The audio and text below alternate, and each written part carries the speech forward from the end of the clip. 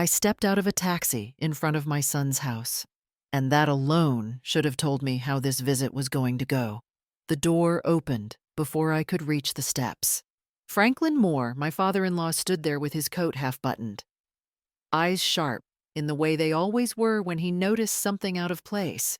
"Where's the BMW?" he asked.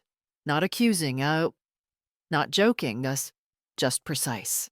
The story you are about to hear is a work of fiction created by the Her Chains Channel team, based on real-life situations to convey lessons about family, emotions, and human values.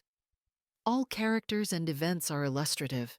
I opened my mouth to answer, but Marissa laughed behind him. It wasn't nervous laughter. It was light, amused, as if she'd been waiting for the moment. "Oh, that car," she said. "It's ours now." The word ours landed harder than the cold air. She said it easily, like it had already been agreed on by everyone who mattered. I felt my face warm. I took a taxi because Daniel cleared his throat. My son stood a few steps back, hands in his pockets, staring at the floor as if there were something fascinating in the wood grain. He didn't look at me. He didn't look at Franklin. He didn't say my name. "Mom," he said quietly, "you don't really drive anymore." That was all. Marissa smiled at him, then at me. It just made sense. The car was sitting there most of the time. We needed it. Needed it. As if that settled everything. I had spent years learning how not to make moments uncomfortable. 70 years teaches you that skill whether you want it or not. My name is Elowyn Hartley, and I have been the kind of woman people describe as easy, reliable, low maintenance. I had mistaken those words for respect. Franklin didn't respond right away. His hand stayed on the doorframe. His eyes moved slowly from Marissa's smile to Daniel's lowered head, then finally to me. He studied my face the way he used to study blueprints, quiet and exact. No one spoke. The silence stretched just long enough to make Marissa shift her weight, just long enough for Daniel to glance up, then away again. Franklin stepped aside. "Come in," he said. Nothing more. As I crossed the threshold, I realized something had already changed. Not because the car was gone, but because Franklin had stopped filling the space with words and he was watching all of us very closely. After my husband died, people kept telling me how well I was handling it. "You're so strong, Elowyn." My neighbors said, "You don't ask for much." My family added, like it was a compliment. I learned early that strength, at my age, was measured by how little space you took up. When Daniel called after the funeral, his voice careful, he said, "You can come stay with us for a while, just until you figure things out." I thanked him. I always thanked him. Marissa was polite from the start. Not warm, not cold, efficient. We run a busy household. She told me the first week, as long as we all stay flexible, things work better. Flexible meant quiet. Flexible meant stepping aside when plans were made. Flexible meant being grateful for a chair at the table without asking whose table it was. I told myself it was temporary. I told myself I didn't need much anyway. "I'm fine," I said whenever anyone asked. "I don't want to be a burden. I can manage." Those sentences became muscle memory. When Marissa needed help watching Lila, I rearranged my schedule. When Daniel forgot to pay a bill, I covered it and didn't mention it. When something broke, I fixed it or paid for the repair. Marissa noticed. "You're so easy." "Elowyn," she said once, smiling as she handed me a grocery list. "Not like some mothers." I smiled back, because being compared favorably meant I was still welcome. At night, Daniel would thank me in passing. "Couldn't do this without you." "Mom." Then he'd retreat into his phone. His silence settling between us like something permanent. I told myself this was what family looked like now. Quiet contributions. No fuss. No needs that complicated things. Franklin was the only one who ever pushed back. You don't owe them your silence, he said once. When I mentioned paying another expense, I'm just helping, I replied. He frowned. Helping doesn't mean disappearing. I brushed it off. Pride kept my spine straight. I didn't need much. I could make myself small and still be whole. At least, that's what I believed right up until the day my usefulness became ownership in someone else's mouth. And I realized how easily I had trained everyone to stop seeing me at all. In Daniel's house, decisions happened quickly and without witnesses. Marissa would announce them the way people announce the weather. We're hosting on Sunday. Or, we switched insurance providers. Or, we're cutting back on extras for a while. Extras usually meant me. I learned to listen for tone. If Marissa spoke lightly, it was already settled.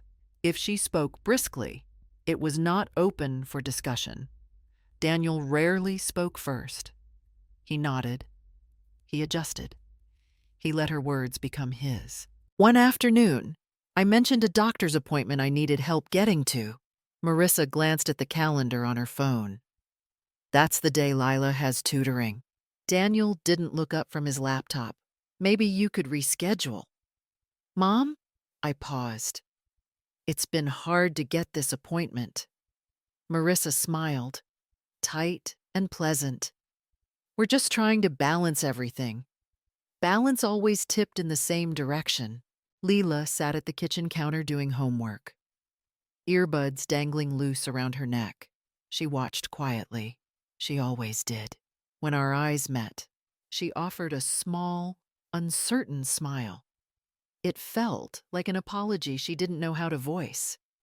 At dinner, Marissa would talk through plans as if I were part of the furniture. We'll need the car tomorrow. Or, I told Daniel you could watch Lila on Friday, once. I said, I wasn't asked. Daniel looked up then, surprised. It's just easier this way, Mom. Easier for whom went unsaid. I paid for groceries more often than I meant to. I covered small expenses that grew less small over time. When I mentioned it, Marissa laughed softly. We're family. It all evens out. It never did. One evening, Franklin called. How are things, he asked. Fine, I said automatically. He was quiet for a moment. You always say that. I don't want to cause tension. Tension doesn't come from truth, he replied. It comes from pretending. I didn't answer. I wasn't ready to hear that yet. Later that night, Daniel passed my door and paused. Thanks for helping out, he said. Marissa really appreciates it. He didn't wait for a response. As his footsteps faded, I sat on the edge of the bed, hands folded, realizing something uncomfortable. In this house, I was essential, but only when I stayed agreeable. And every time I chose silence, the space I occupied seemed to shrink just a little more. Franklin was the one who insisted I take the car. You've spent your whole life being careful, he told me, sliding the folder across the table. Careful shouldn't mean unsafe. It wasn't new. It wasn't flashy. The BMW was solid, reliable. The kind of car you buy because you expect it to last. Franklin made one thing very clear from the start. The title stays under the family trust for now. He said, not because I don't trust you, because I don't trust what happens when people decide something convenient belongs to them. I laughed then. I didn't understand yet how precise that warning was. At first, the borrowing sounded reasonable. Just for the weekend. Marissa said, we need it for a few days. Daniel added, I'll bring it right back. Came next. I handed over the keys without hesitation. I had always been generous with what little I claimed as mine. The car returned later than promised. The tank lighter. The seat adjusted. Small things. Easy to ignore. Then it didn't come back at all. We're still using it, Marissa said one evening, already distracted by her phone. It's just easier. Daniel nodded. You don't really go out much, Mom. I started taking taxis to appointments, to the pharmacy, to Franklin's house, Each ride felt like a quiet admission that I was adjusting again. Making room, Franklin noticed immediately. "You're spending more on rides than you ever did on gas," he said one afternoon. "It's fine," I replied. "I don't want to make this a thing." He frowned. "It already is a thing. You're just the only one paying for it." The word temporary disappeared from their language. The keys stayed on Marissa's counter. Daniel stopped mentioning the car at all. Once, I asked, "When will I get it back?" Marissa looked genuinely surprised. "Oh, we assumed you were comfortable with how things are." Comfortable? That was the word she used when something had already been taken. I nodded. Because nodding was easier than pushing. I ordered another taxi. I watched my independence shrink into a line item on a receipt. By the time I stepped out of that cab in front of Daniel's house, the BMW was no longer just a car. It was proof of how quietly ownership changes hands when silence makes everyone else feel entitled. Marissa explained it the way people explain a spreadsheet. "We looked at usage," she said, arms folded, voice calm. "You barely leave the house. Daniel and I are constantly running around. It's just practical." Daniel nodded beside her. "You barely drive anymore." "Mom," the word barely sat between us like an accusation. "I still have appointments." I said, "I still go places." Marissa tilted her head, patient in a way that felt rehearsed. "Of course you do, but not enough to justify keeping a car that expensive sitting idle." I didn't say it was sitting idle. Daniel exhaled, already tired. "We're not attacking you.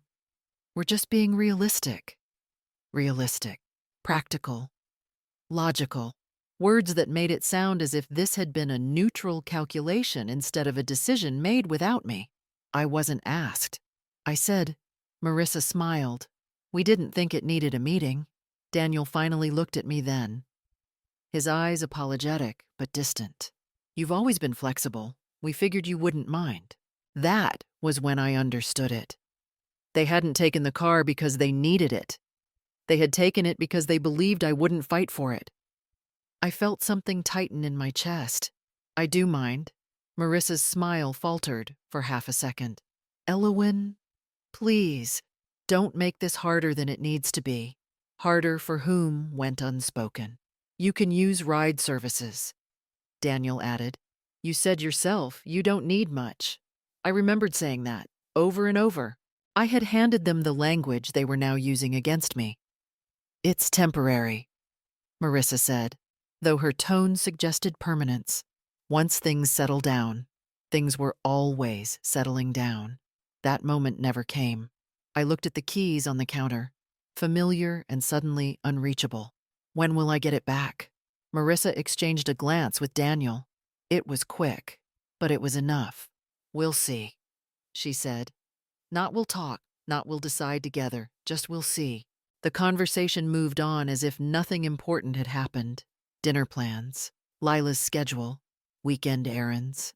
My input wasn't needed anymore.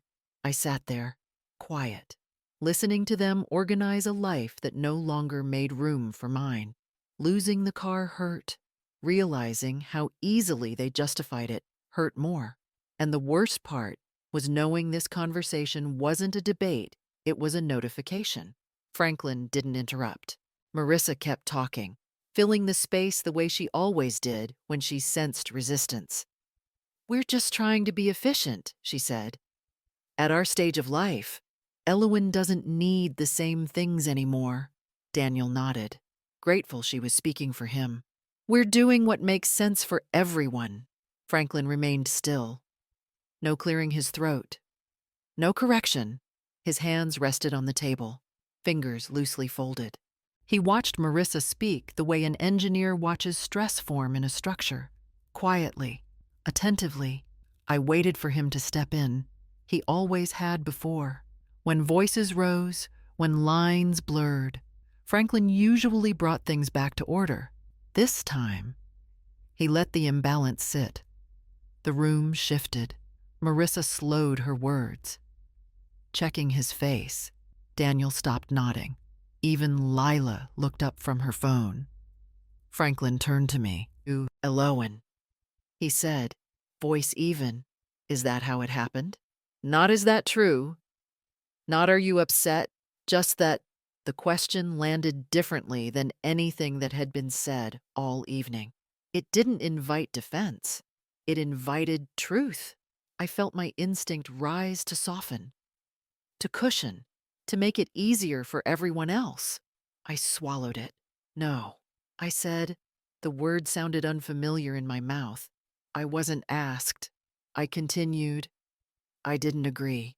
I adjusted because that's what I've always done." Daniel shifted in his chair. Mom Franklin lifted one finger. Daniel stopped. I started taking taxis because I didn't want to argue. I said, "I told myself it was temporary. No one ever told me it wouldn't be." Marissa's smile tightened. "You never said you were unhappy." "I didn't think I was allowed to be," I replied. Franklin nodded once. Slow. He didn't look at Marissa. He didn't look at Daniel. His eyes stayed on me. "Thank you," he said. "That was all." He stood, straightening his jacket. "I need a moment," he added, and walked into the other room without another word. The quiet he left behind was heavier than any argument. Marissa opened her mouth, then closed it. Daniel stared at the table. Lila watched me, her expression unreadable. No one spoke, and in that silence, I understood something important. Franklin hadn't been waiting to speak. He had been waiting to listen, and now that he had, the room no longer belonged to the people who thought it did. I took another taxi that night. The driver asked if I wanted the radio on. I said no. I needed the quiet. My phone sat heavy in my purse, warm from where I'd been gripping it too tightly. When we stopped in front of my apartment, I paid the fare and added a tip out of habit, the way I always did when I didn't want to inconvenience anyone.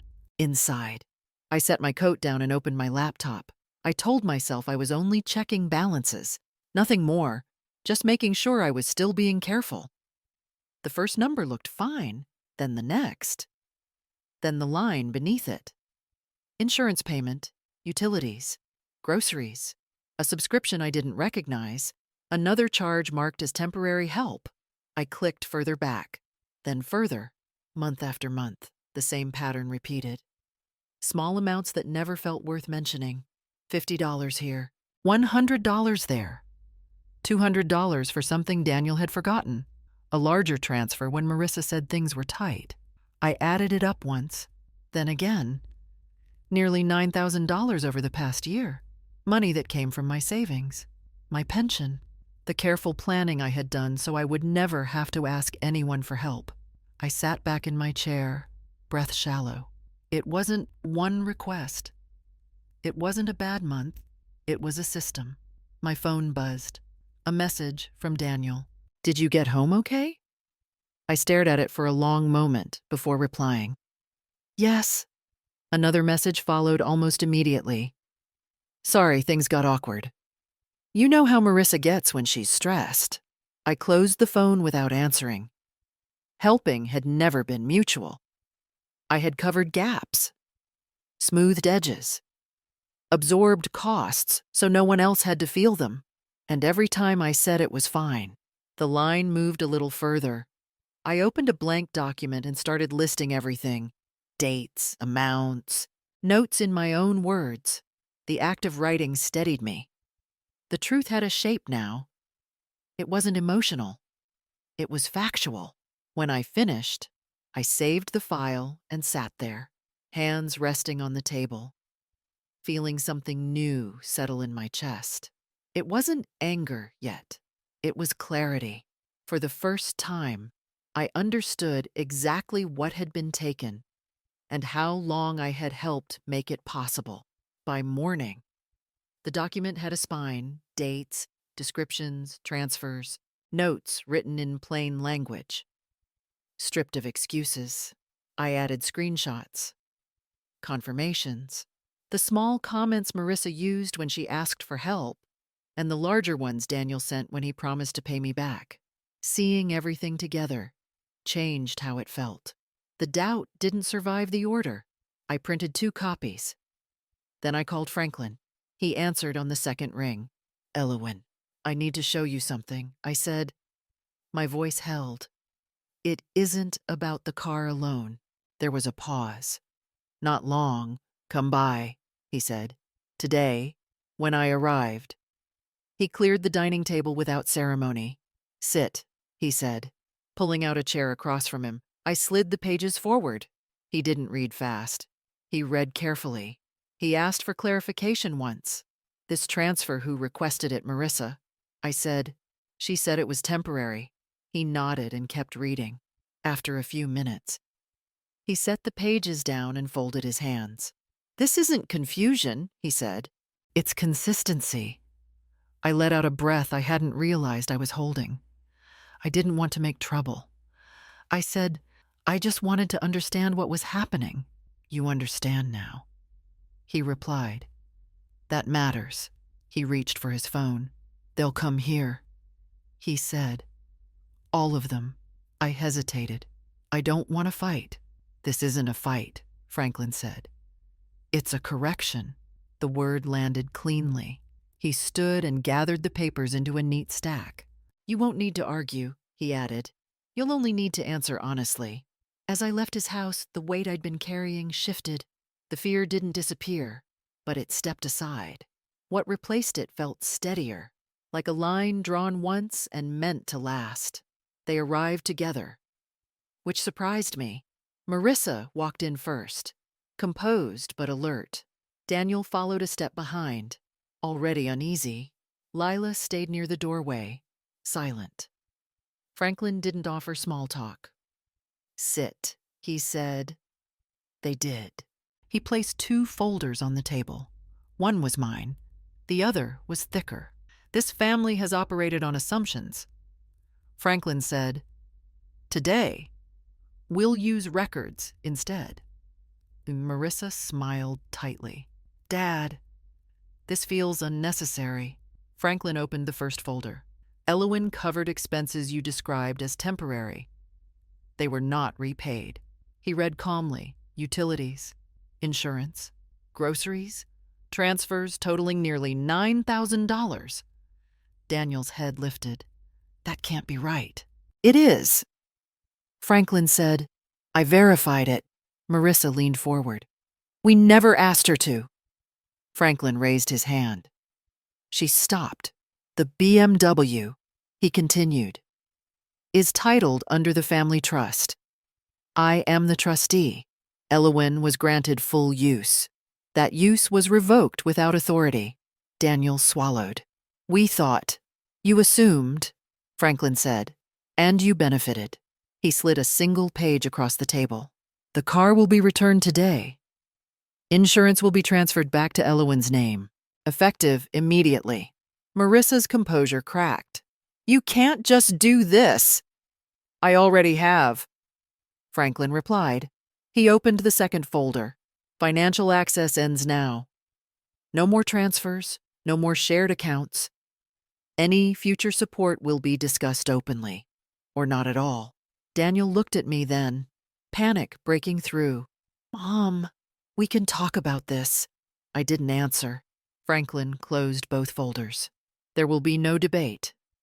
These are corrections." The room felt smaller, tighter. Marissa stared at the table.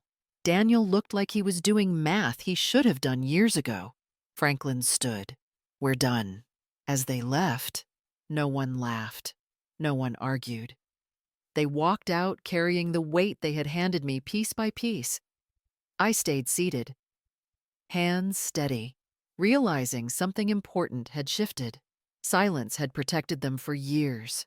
Structure had ended it in one afternoon. I drove myself home the next morning.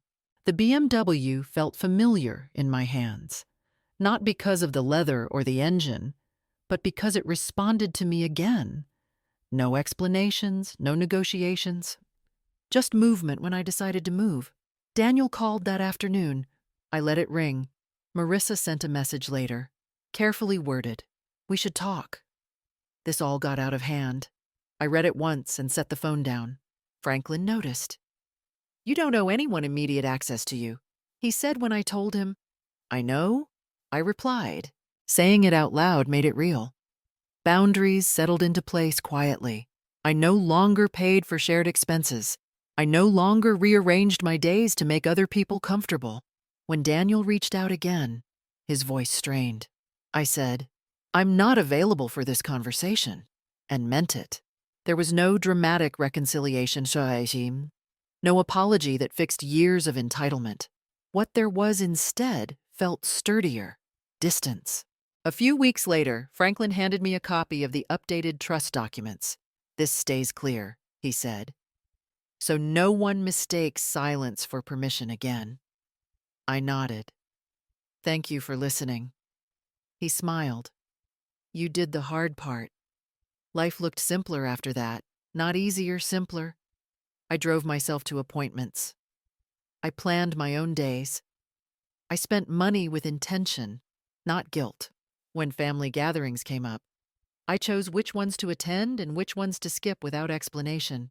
Here's the lesson I carried forward. And it didn't come from anger. It came from clarity.